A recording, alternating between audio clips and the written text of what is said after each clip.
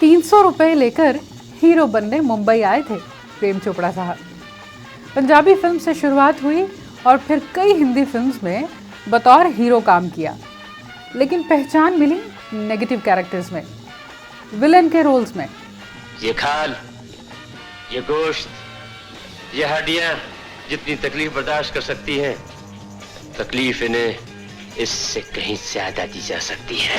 और जब इनका कैरेक्टर हीरो के बराबर का लिखा जाता, प्रोड्यूसर्स इनकी मांग करते, उस वक्त राज कपूर साहब ने इनसे अपनी फिल्म में गेस्ट अपीयरेंस के लिए कहा। हाँ करना चाहते नहीं थे, लेकिन की। क्यों की फिर? और जब की तो एक ऐसी लाइन बोलनी थी उस वक्त जो बहुत अजीब लगी इन्हें, मगर आगे चलकर इनकी पहचान बनी। कौन सी फिल्म थी, कौन सा डायलॉग था, ये किस्सा क्या था, आज यही बताने वाली हूँ रील नहीं रियल स्टोरीज में।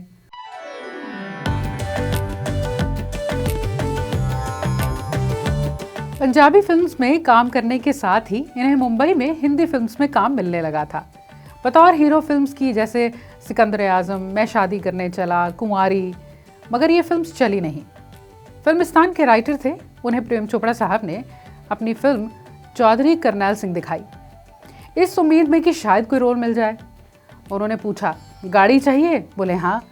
बड़ा घर चाहिए? बोले हाँ। शोहरत भी? बोले हाँ। तो फिर हीरो छोड़ो, विलन बन जाओ। तो ठीक है,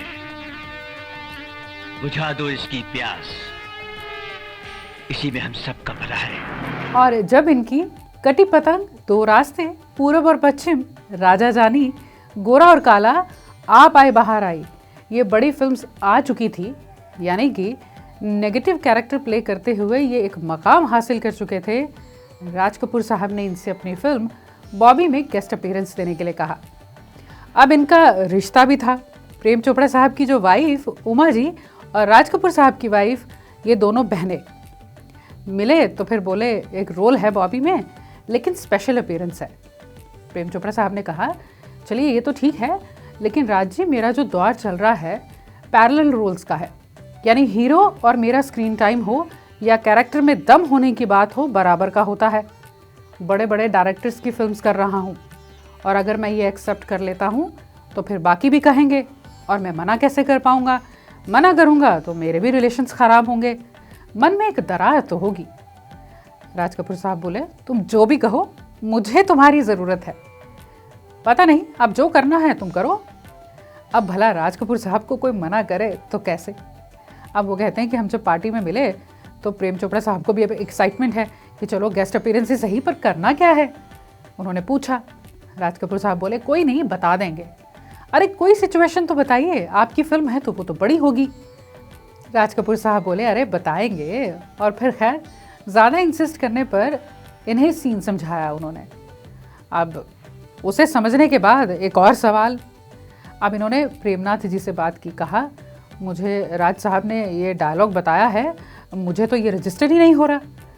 प्रेमनाथ जी बोले, तुम निश्चिंत हो जाओ, अगर ये फिल्म चली तो तुम्हें वो मिलेगा जो अब तक की इतनी फिल्म्स के साथ नहीं मिला, तुम्हारी पहचान कुछ और हो जाएगी। और जब बॉबी फिल्म रिलीज़ हुई, जब जब ये डायलॉग आता, लोग खूब तालियां बजाते। सिर्फ एक लाइन प्रेम चोपड़ा साहब की, प्रेम नाम है मेरा, प्रेम चोपड़ा। और प्रेम चोपड़ा साहब कहते हैं, मुझे पहले भी बहुत तारीफ मिल चुकी थी अपने कैरेक्टर्स के लिए, अपनी एक्टिंग के लिए, अवार्ड्स भी मिल चुके थे, लेकिन ये कुछ और था, ये कमाल था। और वो कहते हैं कि कमाल की बात ये भी कि मुझे इसे याद करने की ज़रूरत ही नहीं पड़ती, जब कहीं जाता हूँ अपना नाम ही तो बोलना होता है और फैंस खुश हो जाते हैं। प्रेम नाम है मेरा, प्रेम चोपड़ा। अब यहाँ प्रेम चोपड़ा साहब कहते हैं, राज कपूर साहब के राइटर्स बड़े कमाल के होते थे, टीम होती थी पूरी, और एक एक लाइन कमाल की जिसमें वजन होता। इनके राइटर्स में शामिल थे के अब्बास साहब, जितेंद्र जैन, साठे साहब, इंद्र राज आनंद और कई और। दिलीप कुमार साहब के ये बहुत बड़े फैन। वो अपने डायलॉग्स में दम लाने के लिए या खुद को दमदार दिखाने के लिए अपने डायलॉग्स को चिल्ला चिल्ला कर नहीं कहा करते थे, आराम से कहते थे, मगर कुछ इस तरह कि वो खतरनाक लगे। मैं वो बला हूँ जो शीशे से पत्थर को तोड़ता हूँ। ये बात उन्हें दिलीप साहब ने ही कही थी फिल्म दास्तां की शूटिंग के दौरान। कहते थे अंडर प्ले किया करो। और वाकई में कई डायलॉग्स जो उनके अंदाज, उनकी स्क्रीन प्रेजेंस से ख़ास हुए हैं। आपको प्रेम चोपड़ा साहब का कौन सा डायलॉग है जो बहुत पसंद है, उसे कमेंट्स में लिखिएगा।